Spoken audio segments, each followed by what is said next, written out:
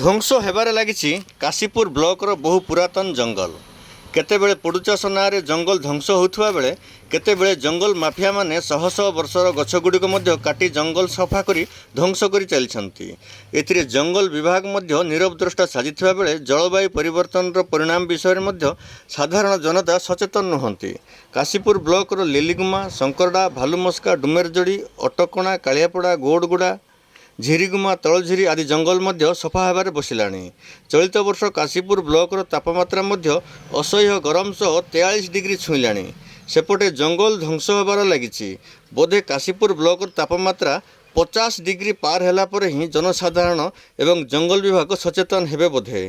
ସମସ୍ତ visual Kashipur block Tikiri range ଅଧୀନସ୍ଥ ଜଙ୍ଗଲ ଏହି କିଛି ଦିନର।